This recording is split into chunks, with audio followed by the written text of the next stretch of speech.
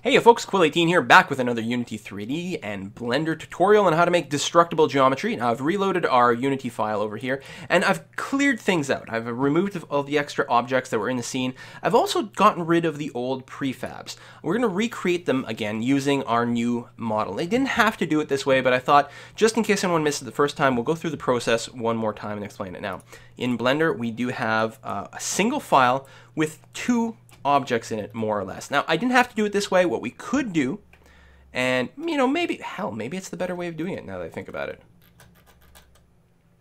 You know what? For simplicity's sake, let's do that. So right now I have the solid cube, and I also have the busted up cube. So what I'm going to do is I'm going to remove the solid cube, hit X, and then I'm going to hit delete. So this file only contains the broken stuff. Then I'm going to do Control Shift S. I'm going to call this building block destroyed.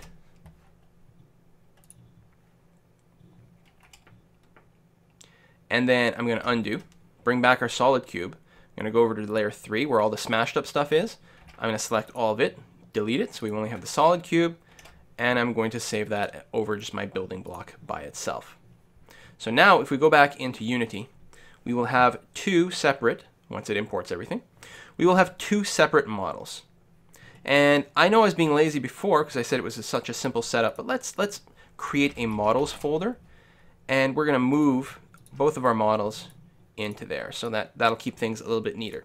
So we have the normal cube, and then we have the smashed up version of our cube. They should both basically look the same in here. Close, but not quite. We are going to make sure that we have set the normals to be calculated on both, and that should really sharpen up the edges quite a bit more. Since this still represents something that is relatively flat, it's a good way of doing it. There we go. So we have our two sets of cubes. Now, because we've recreated things, this is just a model. It doesn't have a collision box or anything, so we can walk right through both of them. This one here, the smashed up one, is actually interesting because you can see the inside of it because, of course, it's been solidified, whereas this intact one doesn't really have that feature, so we can walk right inside and then it becomes invisible. So we are going to recreate our prefabs. Let me go ahead and create a folder for that at this point. And so we're going to create a couple of prefabs. We're going to start with an empty game object. So this is going to be our building block. And we're going to take our building block model and just throw it inside of that. It's really a good idea, I think I explained before, to do this sort of thing where the model is nested inside of a game object, and then you apply all your game logic and scripts and everything to the game object itself. So we're going to make this a prefab, and then we can get rid of it from the game world. And we're going to repeat, create empty.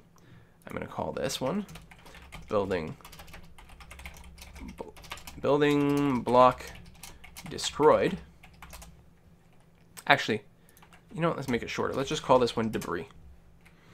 We're going to put the building block destroyed model inside of it.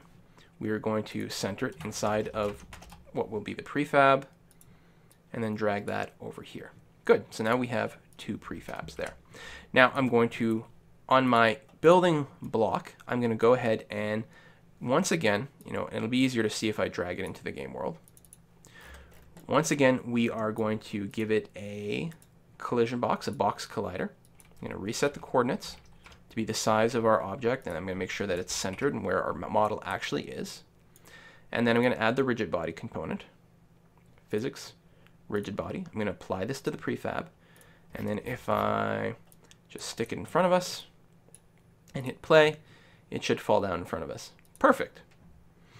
Now I'm going to place this on the ground, and then I'm going to do a Control D, duplicate, and move the second one on top of that. So again, we're in a situation where we've got them all stacked up, and they are properly sitting on one another, despite being rigid bodies and being pulled down by gravity. They don't get pulled through one another, and that's fantastic.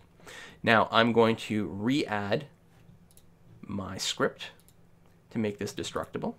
And I'm going to apply this to the prefab. So now both of these blocks, when I click on them, they should go away. I'm going to click on the bottom one.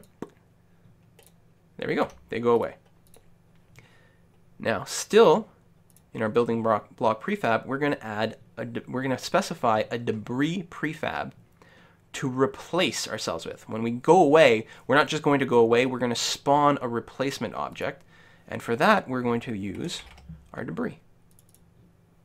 So now if I hit play and I destroy these,